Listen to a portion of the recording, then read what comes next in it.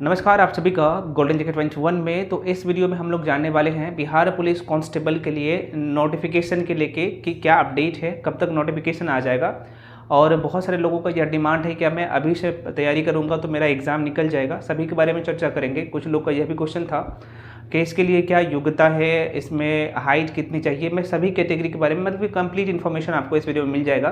ध्यान से देखिएगा। और सबसे ज़्यादा जो क्वेश्चन है आप लोगों का कि सर मैं 2 साल से 3 साल से तैयारी कर रहा हूँ, मेरा सिलेक्शन नहीं हो पा रहा है, मतलब कि कहीं ना कहीं मेरा एग्ज़ाम ही नहीं निकल पा रहा है, तो इसके लिए मुझे क्या करना चाहिए। क्योंकि भाई मैं आपको हमेशा बताता हूँ कि भाई आपका कंपटीशन जो होने वाला है ना इस साल, ठीक है, तो वो नए लोगों से नहीं होने वाला है। जो लोग पिछले 2 साल से 3 साल से एग्ज़ाम दे रहे हैं और किसी न किसी कारणवश जो है छट रहे हैं, या तो फिजिकल में हो या फिर मेरिट लिस्ट में हो, तो वैसे लोगों से फाइट होने वाला है। तो आपको अपने आप को स्ट्रॉन्ग करना है। कैसे आप करेंगे, सभी के बारे में चर्चा करेंगे। क्योंकि अब ज़्यादा समय नहीं है। जो लोग ये सोच रहे हैं कि नोटिफिकेशन आएगा उसके बाद मैं तैयारी करना शुरू करूँगा, मैं बता रहा हूँ फिर आप पीछे रह जाएंगे। क्योंकि आप जितना सोच रहे हैं कि इसका सिलेबस ईजी है, सिलेबस उतना ईजी भी नहीं है। हाँ, अगर आप अभी से तैयारी करना नहीं शुरू करेंगे, थोड़ा सा लेट करेंगे, तो फिर आप पीछे रह जाएंगे दूसरे से।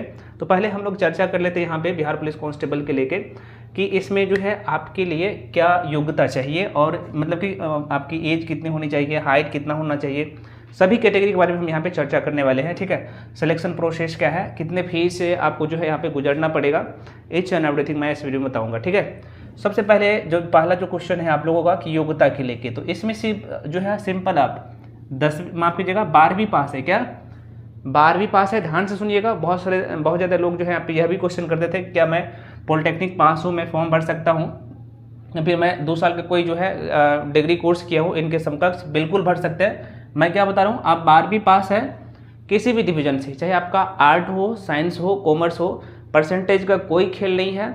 सिर्फ आप 12वीं पास है या फिर इनके समकक्ष कोई भी परीक्षा पास है, आप इसके लिए फॉर्म भर सकते हैं। पहली बात, ठीक है, इसमें परसेंटेज का कोई खेल नहीं है। दूसरी बात यहाँ पे एज के लेके, तो मैंने यहाँ पे लिखा हूँ 18 से लेके 27 साल।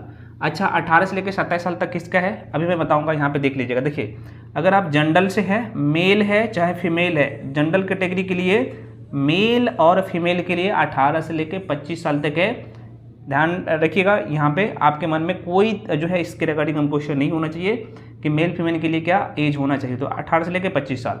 अब यहाँ पे देखिए, मैं यहाँ पे जो लिखा हूँ 18 से लेकर 27 साल तक किसका लिखा हूँ अभी आपको पता लग जाए। देखिए, ओबीसी और ईबीसी के लिए, ये जो है मेल के लिए, क्या भाई मेल के लिए कितना 18 से लेकर 27 साल तक है। ठीक है, और ओबीसी और ईबीसी फीमेल के लिए, ठीक है, मतलब कि पिछड़ा वर्ग और अत्यंत पिछड़ा वर्ग, मेल के लिए कितना, तो 18 से लेकर 27 साल तक है, और फीमेल के लिए 18 से लेकर 28 साल तक है। ठीक है, और SC ST की बात की जाए, मेल और फीमेल दोनों का, क्या बता रहा हूँ, SC ST कैंडिडेट के लिए मेल और फीमेल दोनों का 18 से लेकर 30 साल तक जो है आपका एज है।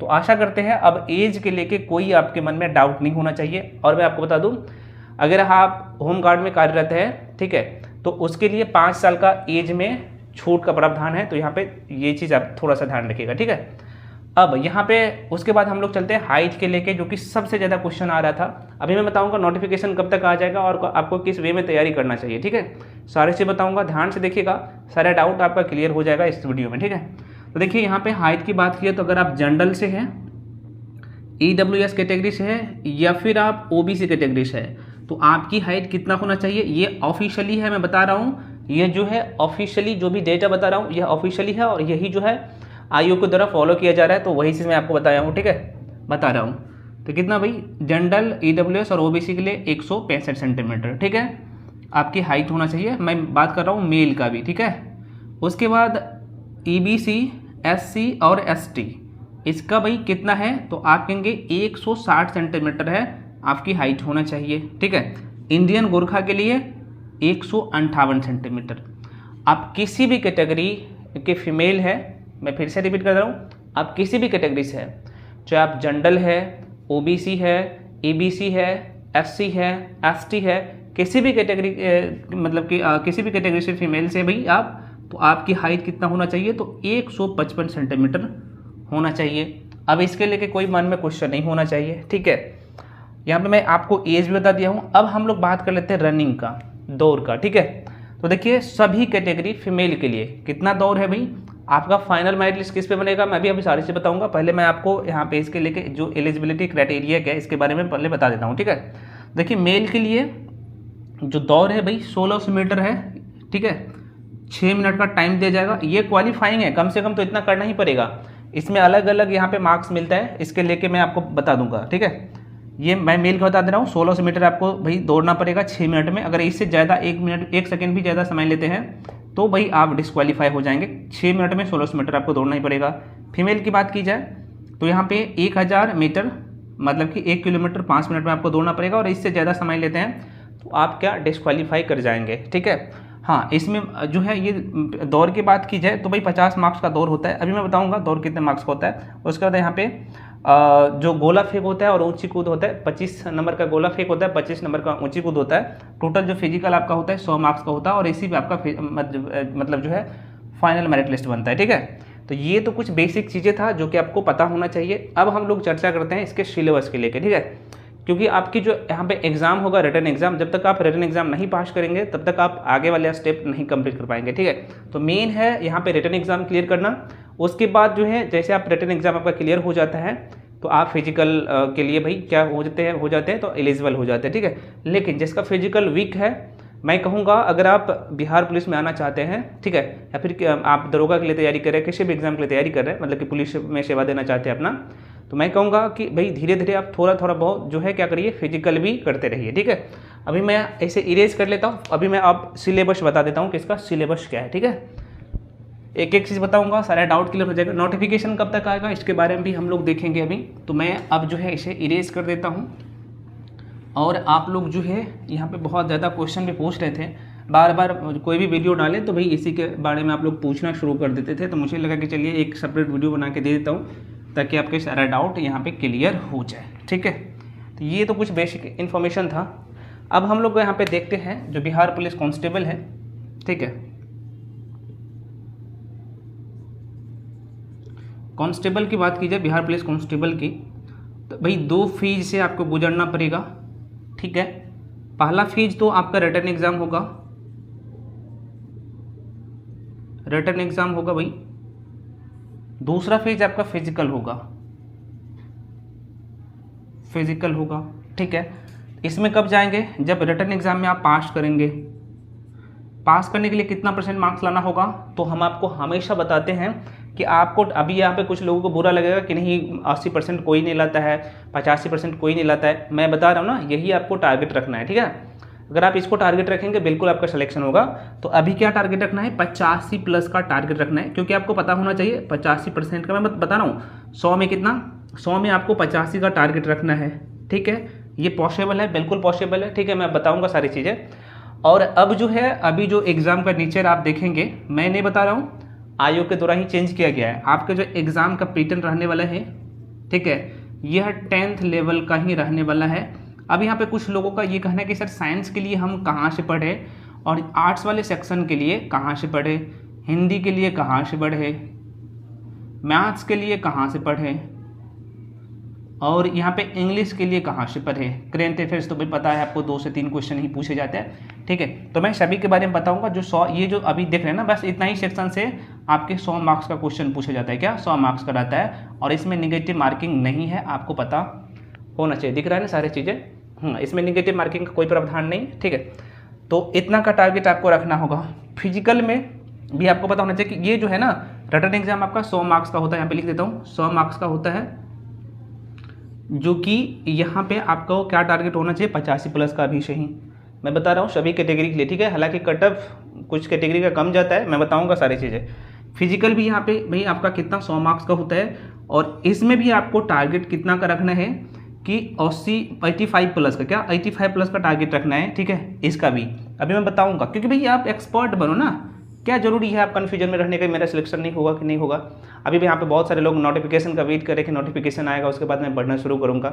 मैं बता रहा हूँ ना, ये काम बिल्कुल मत करिए, नहीं तो आप दूसरे से पीछे रह जाएंगे, ठीक है। चलिए, तो अभी इसके बारे में अभी हम लोग बाद में अपन चर्चा करेंगे। पहले यहाँ पे रिटन एग्जाम आपको पास करवाना है, ये कैसे आपको करना है, ठीक है। तो ये चीज़ तो आप जान के, हाँ मैं आपको बता दूँ, आपका जो फाइनल मेरिट लिस्ट बनेगा, क्या फाइनल जो मेरिट लिस्ट बनेगा भैया, ये बनेगा आपके इसी फिजिकल एग्ज़ाम पे, ठीक है। यह क्वालिफाइंग नेचर है, लेकिन यहीं पे बहुत सारे लोग अटकते हैं। क्या करता भाई, अटक जाते हैं। आपको नहीं करना है। अभी मैं आपको सारे चीज़ बताऊंगा, आपकी रणनीति क्या होनी चाहिए अभी से। अब मैं थोड़ा सा ऐसे इरेज कर लेता हूँ क्योंकि बोर्ड पे जगह नहीं है, ठीक है। और मैं बताता हूँ कि आप रिटन एग्जाम कैसे क्वालिफाई करेंगे, क्योंकि यहाँ पे मुश्किल यही है, जब तक यहाँ पे आप नहीं पास करेंगे तब तक यहाँ पे नहीं जा पाएंगे, ठीक है। तो मैं थोड़ा सा इसे कर लेता हूँ इरेज, और मैं एक एक करके बताता हूँ, क्योंकि अब ना आपके पास समय नहीं है, बहुत कम समय है। अगर आप पिछले बार गलती किए हैं, अगर वो गलती नहीं दोहराना चाहते हैं तो मेरी कहना मानिए और तैयारी में लग जाइए, समय बहुत कम है। देखिए इसके सिलेबस की बात की जाए, बिहार पुलिस कांस्टेबल की जो रिटन एग्जाम के सिलेबस है, यहाँ पर लिख देता हूँ, रिटन एग्जाम की जो सिलेबस है, एग्जाम होगा भाई साहब, ठीक है। इसका सिलेबस की बात की जाए तो ऐसे भाई आप क्या करेंगे, 3 कैटेगरी में बांट के पढ़ेंगे। अभी से ही ये काम करना है, ठीक है। एक तो भाई आपका हो गया आर्ट्स वाले सेक्शन, ठीक है। एक आपका साइंस वाले सेक्शन हो गया। उसके बाद एक जो है आपका हिंदी, उसके बाद यहाँ पे मैथ, उसके बाद आपका इंग्लिश, बस ये। अब हिंदी की बात की जाए तो 7 से 8 क्वेश्चन यहाँ से रहता है। मैथ्स की बात की जाए तो 7 से 8 क्वेश्चन यहाँ से रहता है, और इंग्लिश भी 6 से 7 क्वेश्चन रहता है। 1-2 क्वेश्चन इधर उधर हो जाता है, ध्यान रखिएगा। तो देखिए आप देखेंगे तो लगभग यहाँ पे इस सेक्शन से, यहाँ पे तीनों सेक्शन की बात की जाए तो 27 से 28 क्वेश्चन आपको एक सेक्शन से देखने को मिलेगा। और बहुत सारे लोग यहाँ पे मैथ्स को और हिंदी को इग्नोर कर देते हैं, और इंग्लिश वाले सेक्शन को। किसी भी सेक्शन को आपको इग्नोर नहीं करना है, ठीक है। साइंस की बात की जाए, अभी कहाँ से पढ़ना है ये सारे सेक्शन में आप बताऊंगा, इत्मीनान से देखिए ताकि आपके सारा डाउट क्लियर हो जाए। मैं बता रहा हूँ यूट्यूब पे आपको इतने अच्छे तरीके से कोई नहीं बताता है, क्योंकि पता है भाई लोग यहाँ पे क्या करना चाहते हैं, आप लोग समझ ही रहे ना। तो मैं एक एक चीज़ बता दे रहा हूँ, ध्यान से देखिएगा, ठीक है। साइंस की बात की जाए, अभी कहाँ से पढ़ना है ये सेक्शन में आपको सारी चीज़ बताऊँगा, और मैंने प्रूफ भी दिया हूँ। जो अभी बिहार पुलिस फायरमैन और बिहार पुलिस फायरमैन का और उत्पाद सिपाही का जो एग्ज़ाम हुआ है, वहाँ पे मैंने बताया भी है। तो वहाँ पे जाके कहाँ से क्वेश्चन आते हैं, ठीक है। अगर नहीं प्रीवियस ईयर का क्वेश्चन पेपर देखे हैं तो आप जाके देख लीजिए, मैं बताया हूँ सारी चीज़ें। तो साइंस के लिए बात करें, साइंस वाले सेक्शन का, तो यहाँ से कितने क्वेश्चन पूछे जाते हैं, तो 18 से 20 क्वेश्चन यहाँ से रहता है। इसमें साइंस में क्या क्या है, एक तो आपका भाई बायोलॉजी है जो कि सबसे ज़्यादा वेटेज रहता है, उसके बाद आपका फिजिक्स है, और उसके बाद यहाँ पे आपका भाई केमिस्ट्री है, ठीक है। हालांकि 1-2 क्वेश्चन साइंस एंड टेक से भी कुछ क्वेश्चन पूछ लिया जाता है, तो आप इसे भी नहीं छोड़ सकते हैं। ये भी आपका क्लियर हो गया है। और जो सबसे ज़्यादा स्कोरिंग सेक्शन है, यहाँ पे आपको दिख रहा होगा, अच्छा इधर से नहीं दिख रहा है क्या, सबसे ज़्यादा जो स्कोरिंग सेक्शन है यहाँ पे आर्ट्स वाले सेक्शन। और यहाँ से जो क्वेश्चन पूछे जाते हैं ना, अभी मैं दिख रहा है, अच्छा मतलब साइड से मैं भी बताता हूँ। देखिए यहाँ पे जो सबसे ज़्यादा वेटेज रहता है अभी हिस्ट्री का, सबसे ज़्यादा बड़ा रोल रहता है। उसके बाद आप कह सकते हैं यहाँ पे पोल साइंस का, उसके बाद यहाँ पे ज्योग्राफी का, उसके बाद यहाँ पे इकोनॉमिक्स का, ठीक है। मैं बोल रहा हूँ, आपको नहीं भी दिख रहा है तो आप समझ रहे हैं। आप, मैं बता रहा हूँ ना, ये जो मैं सिलेबस बता रहा हूँ, आप क्या करिए, कॉपी पेन निकालिए और नोट डाउन कर लीजिए, और इसी वे में आपको तैयारी करना है, तभी आपका सिलेक्शन हो पाएगा और आराम से 85+ आप स्कोर करेंगे, क्योंकि इसमें नेगेटिव मार्किंग नहीं है। रिटन एग्जाम में निकालना बहुत आसान है। अब मैं बोल रहा हूँ कि भाई 85+ आप यहाँ पे आपको टारगेट रखना है, तो यहाँ पे इतना कट ऑफ नहीं जाता है, लेकिन आपको टारगेट यही रखना है, ठीक है। 85+ और 90 का टारगेट रखना है, बिल्कुल सिलेक्शन होगा, ठीक है। क्योंकि 10th लेवल का क्वेश्चन पूछे जाएंगे तो भाई जाहिर सी बात आपको यही टारगेट रखना है।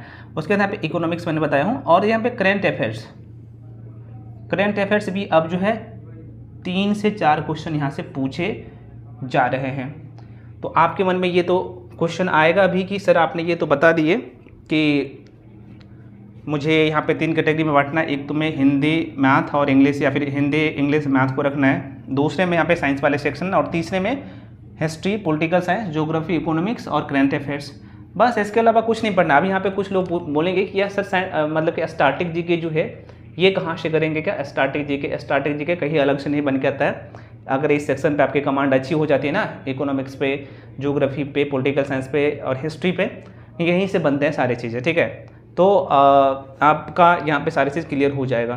तो यहाँ पे आप देखेंगे, अच्छा इस सेक्शन से मैंने बताया नहीं कितने क्वेश्चन पूछे जाते हैं, तो ये सभी सेक्शन मिला के बात की जाए यहाँ से लेके यहाँ तक, तो यहाँ पे 55 से 60 क्वेश्चन जो है इस सेक्शन से आपको देखने के लिए मिलता है। इसमें सबसे ज़्यादा हिस्ट्री का वेटेज रहता है, कितना, तो यहाँ पे 15 से 17 क्वेश्चन के आसपास में सिर्फ हिस्ट्री के सेक्शन से पूछे जाते हैं। हिस्ट्री में भी आप देखेंगे तो आप 4 सेक्शन आपको पढ़ना पड़ेगा।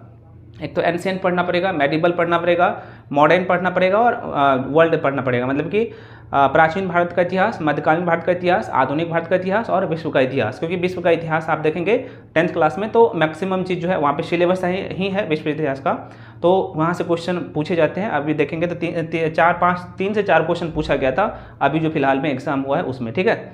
और पिछले वाले भी एग्जाम देखेंगे तो आपको पता लग जाएगा। तो ये रहा।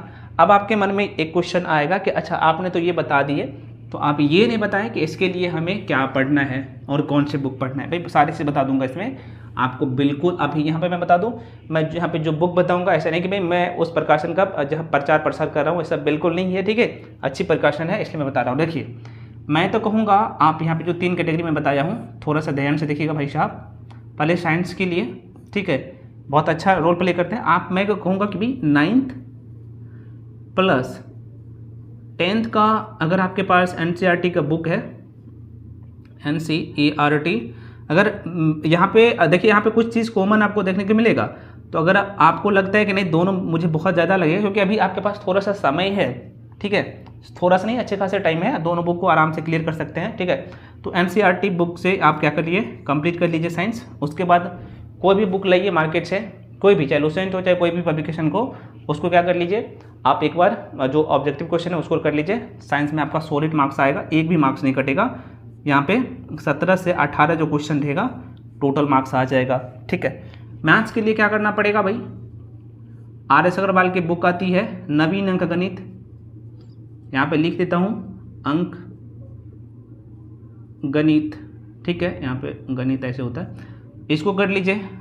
हाँ, यहाँ पे अब लोगों को डर लगता है कि ये इतनी मोटी बुक है, इसमें हाई लेवल का भी क्वेश्चन दिया गया है। जाहिर सी बात है सबके मन में क्वेश्चन आता है, कोई बात नहीं, आपको बहुत सारे वीडियो मिल जाएगा और यहाँ पे गोल्डन जीके 21 पे भी आपको इसका वीडियो मिल जाएगा, तो उसके लिए निश्चिंत रहिए। ये कर लीजिए, सफिशिएंट है इसके लिए। तो ये दोनों सेक्शन तो हो गया। हिंदी के लिए हम आपको हमेशा बताते हैं आप क्या SPD की जो बुक आती है बहुत पतली सी बुक है हिंदी के लिए, उसको कर लीजिए, सफिशिएंट है। आपके जो है 7 से 8 या फिर 9 से 10 क्वेश्चन जो रहता है हिंदी का ये कंप्लीट हो जाएगा। 7 से 8 क्वेश्चन हिंदी का रहता है, ये कंप्लीट हो जाएगा, ठीक है। उसके बाद बात की जाए आर्ट्स वाले सेक्शन का, जो कि सबसे ज़्यादा रोल प्ले करता है। इसके लिए हम आपको बताए हैं कि आपको क्या करना पड़ेगा। 10th का तो आपको सामान्य ज्ञान पढ़ना ही है, ठीक है। साथ में आपको लुसेंट और क्रॉन पब्लिकेशन की बुक आती है, उसको कर लीजिए। अब यहाँ पे सबसे ज़्यादा क्वेश्चन जो उठता है ना, कुछ लोगों का ये कहना है कि सर लुसेंट पब्लिकेशन की जो बुक है सर मुझे बहुत ज़्यादा बोरिंग लगता है, या फिर क्रॉन की बुक आपने बताए हैं बहुत ज़्यादा बोरिंग लगता है, कैसे पढ़े समझ में नहीं आ रहा है। हम आपको बताए हैं, जो बिगिनर है मुझे पता है कि भाई उनको पता नहीं होता है, क्योंकि भाई आप देखेंगे यहाँ पे कोई भी टॉपिक उठा के पढ़ेंगे। मान लीजिए आप कोई भी टॉपिक पढ़ रहे हैं, मान लीजिए आप पढ़ रहे हैं मतलब कि उत्तरकालीन मुगल साम्राज्य, ठीक है। तो वहाँ पे आप स्टार्टिंग में देखेंगे कि लिखा हुआ है कि गुरु गोविंद सिंह ने किसे, तो बहादुर शाह को साथ दिया था। अब बहादुर शाह को क्यों साथ दिया था लोगों को पता नहीं है, कन्फ्यूजन में रह जाता है। तो भाई इसके लिए आप थोड़ा सा स्टैंडर्ड बुक पढ़ सकते हैं, या फिर आप मेरे साथ जुड़ सकते हैं। मेरे साथ जुड़ेंगे तो भाई हम आपको यहाँ पे एकदम बेसिक से आर्ट्स वाले सेक्शन, साइंस वाले सेक्शन और ये जितने भी सेक्शन देख रहे हैं, मैं बहुत तरीके से एकदम बेसिक आपका टच कर दूंगा, क्या बेसिक पूरे टच कर दूंगा। और साथ में आपका जो है मैं सारे सेक्शन पे आपकी जो, अगर आप कुछ भी नहीं है, मतलब आप जीरो है, आपको कुछ भी नहीं पता है, तो आप मेरे साथ जुड़ सकते हैं। या फिर आप पिछले 1-2 साल से तैयारी कर रहे हैं, आपका 40, 45, 50 मार्क्स आ रहा है, अगर आपका सिलेक्शन नहीं हो पा रहा है तो भाई आप मेरे साथ जुड़िए, बिल्कुल आपका सिलेक्शन होगा। जो मैं पढ़ा रहा हूँ उसको फॉलो करिए, बिल्कुल आपका सिलेक्शन होगा, ठीक है। तो ये वाले जो सेक्शन, आर्ट्स वाले सेक्शन, इसके लिए मैं आपको हमेशा 2 बुक बताता हूँ। एक तो भाई लुसेंट प्लस क्रॉन, ठीक है। अगर आपका बेसिक सही नहीं है, चीज़ें समझ में नहीं आता है, तो आप NCERT को कर सकते हैं, ठीक है। मैं कहूँगा कि NCERT आपको सभी नहीं करना है, ठीक है।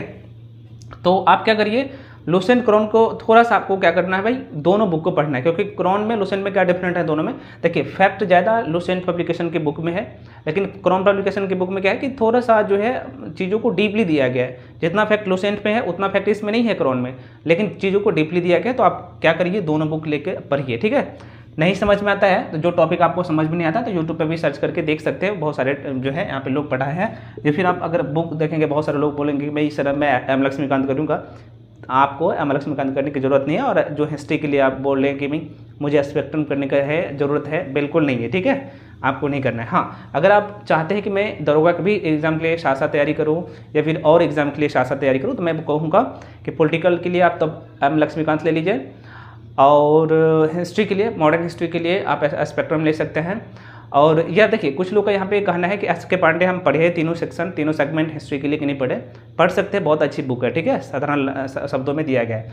लेकिन आप जो है चीज़ों को लिमिट रखिए। मैं आपको हमेशा बताते आया हूँ कि चीज़ों को लिमिट रखिए और मल्टीपल टाइम क्या करिए, रिवीजन करिए, वही मेन चीज़ है। और एग्ज़ाम में आपको फैक्ट पता होना चाहिए, क्योंकि यहाँ पे यह वन डे एग्ज़ाम है, कोई मेंस एग्ज़ाम नहीं देने जा रहे हैं आप, ठीक है। वीडियो बहुत लंबा हो गया है, ठीक है। चलिए, तो बस यही इन्फॉर्मेशन था। बहुत ज़्यादा आप लोग का डिमांड था कि हम तैयारी कैसे करें, किस वे में तैयारी करें, ठीक है। अब हम आपके लिए कंप्लीट कोर्स लेके आए हैं, कंप्लीट कोर्स लेके आए हैं। इसमें हम आपको सारे सेक्शन, जितने भी सेक्शन का मतलब कि जो 100 मार्क्स का आपका जो एग्ज़ाम होगा, बिहार पुलिस कांस्टेबल का रिटन एग्ज़ाम होगा, इसमें मैं आपको सारे सेक्शन यहाँ पे कंप्लीट करवाएंगे। जो तीनों सेक्शन बताए हैं, हिस्ट्री यहाँ पे नहीं लिखूँगा, यहाँ पे लिखना था शॉर्ट फॉर्म में, आर्ट्स वाले सारे सेक्शन, साइंस वाले सारे सेक्शन, हिंदी, इंग्लिश और मैथ्स, मात्र 1099 रुपये में यहाँ पे कंप्लीट कोर्स करवा रहे हैं, ठीक है। इसमें आपको सभी सेक्शन का वीडियो प्लस PDF मिलता है, साथ में जो भी डाउट होता है उसका भी भाई यहाँ पे ग्रुप में डिस्कशन होता है। मान लीजिए आप, मैंने जो वीडियो दिया हूँ, और ध्यान है यहाँ पे जितने भी वीडियो मैं देता हूँ, रिकॉर्डेड वीडियो देता हूँ, तो ध्यान रखिएगा, ठीक है। तो ये सभी सेक्शन पढ़ाऊँगा, यहाँ पे देख रहे हैं, ठीक है। तो ये सारे सेक्शन हम आपको कंप्लीट करवाएंगे। अभी जो है मॉडर्न हिस्ट्री प्लस एंशिएंट अब कंप्लीट होने वाला है। मैथ में profit and loss, simple interest, compound interest, अभी कंपाउंड इंटरेस्ट अब शुरू होने वाला है, ठीक है, और परसेंटेज, ये सारे टॉपिक कंप्लीट हुए हैं। तो अभी भी आप जुड़ते हैं तो आपको पिछले क्लास का भी सभी का यहाँ पे क्या हो जाएगा भाई, सभी का लिंक मिल जाएगा, तो आप पिछले वाले वीडियो भी देख सकते हैं, ठीक है। तो हम आपके लिए कंप्लीट कोर्स लेके आए हैं मात्र 1099 रुपये में। और ये सारे, और सबसे खास बात यहाँ पे यह है कि जैसे यहाँ पे कोर्स कंप्लीट हो जाता है तो 30 फुल मॉक टेस्ट आपको करवाएंगे, तो आप मेरे साथ जुड़ सकते हैं, ठीक है। कैसे आपको जुड़ना है, जो भी जानकारी लेना है आपको क्या करना है, इसके लिए नंबर दे रहा हूँ भाई, 9341766130 पे भी कॉल करके या फिर व्हाट्सएप करके इन्फॉर्मेशन ले सकते हैं, ठीक है। और पेमेंट किस नंबर पे करना है, 7319924130, इस नंबर पे क्या करना है। इसमें गूगल पे ऐसे होता भाई, और फ़ोन पे PAY होते हैं, और फ़ोन पे दोनों है, दोनों माध्यम से कर सकते हैं, ठीक है। पेमेंट करने के बाद आपको अपना नाम प्लस डिस्ट्रिक्ट लिख के भेजना है। उसके बाद हम आपको ग्रुप में ऐड कर देंगे, और जो पिछले क्लास आपको छूटा है भाई वह भी मिल जाएगा, और बाकी क्लास जो है ग्रुप में ही आपको मिलना शुरू हो जाएगा, ठीक है। तो आप मेरे साथ जुड़ सकते हैं, अभी मौका है। या फिर मैं जो बुक बताया हूँ, ये सारी चीज़ बताया हूँ, उसको फॉलो कर सकते हैं। तो जो भी डाउट है, तो जो मैं नंबर दिया हूँ उस पर आप जो है कॉल करके इन्फॉर्मेशन ले सकते हैं और जानकारी ले सकते हैं। तो ये, हाँ, अब आपके मन में क्वेश्चन आएगा कि सर नोटिफिकेशन कब तक आएगा, ये सबसे ज़्यादा क्वेश्चन। क्या लिख देता हूँ, नोटिफिकेशन इसका कब आएगा। नोटिफिकेशन बहुत जल्द आ रहा है, नोटिफिकेशन का वेट नहीं करना है। क्यों नहीं करना है, क्योंकि आपसे कई गुना जो ज़्यादा है सरकार को ज़रूरत है, ठीक है। तो नोटिफिकेशन आ रहा है, बहुत जल्द आ जाएगा। अगर यहाँ पे आप देखेंगे 84 से 15 सीट का जो रिजल्ट अटका हुआ है, अगर ये सब नहीं होते, बीच में आप देख रहे हैं हंगामा भी हो गया है अग्निपथ लेके, तो इसके लिए भी अभी थोड़ा सा डिले हुआ है, लेकिन नोटिफिकेशन आप लोगों का बहुत जल्द आ रहा है। एग्जैक्ट डेट अभी किसी को पता नहीं है, लेकिन सारी चीज़ें तैयार होके रेडी है। कहने का मतलब सभी डिस्ट्रिक्ट से जो भी वैकेंसी खाली है आना शुरू हो गया है, कुछ ही डिस्ट्रिक्ट से बाकी रह गया है। तो ये सारी चीज़ करके नोटिफिकेशन आ जाएगा। आप लोग रेडी रहिए, अपने आप को तैयार करिए और अपने एग्ज़ाम में लग जाइए, मतलब कि अपनी प्रिपरेशन में लग जाइए। समय बहुत कम है, नोटिफिकेशन आ जाएगा, क्योंकि बार बार लोग मैं ये करते कि सर नई नोटिफिकेशन कब आएगा। तो भाई आपको अब ज़्यादा वेट नहीं करना पड़ेगा, नोटिफिकेशन बहुत जल्द आ जाएगा, ठीक है। तो बस यही इन्फॉर्मेशन था और बहुत ज़्यादा क्वेश्चन था आप लोगों का कि हम कैसे तैयारी करें, इसके एलिजिबिलिटी क्राइटेरिया क्या है। मैं कोशिश किया हूँ सारी चीज़ बताने का। इसके बाद भी जो भी डाउट या कन्फ्यूजन रह जाता है आप लोग कमेंट सेक्शन में कमेंट कर सकते हैं। साथ में आप क्या करिए, टेलीग्राम चैनल पर जाके जुड़ जाइए। टेलीग्राम चैनल पर जुड़ने से क्या फ़ायदा मिलेगा कि वहाँ पे बहुत सारे स्टडी मटेरियल के अभी फ्री में अवेलेबल है, तो वहाँ से आप जाके जुड़ सकते हैं। और जो भी इन्फॉर्मेशन रहता है गवर्नमेंट जॉब से रिलेटेड, तो टेलीग्राम चैनल पर जाके भी अपडेट कर देता हूँ सबसे पहले, तो वहाँ पे जाके जुड़ जाइए। सब कुछ फ्री है, लिंक इसी वीडियो के डिस्क्रिप्शन बॉक्स में टेलीग्राम चैनल का दे चुका, तो वहाँ से आप जाके जुड़ जाइए। मिलते हैं अगले वीडियो में, तब तक के लिए जय हिंद।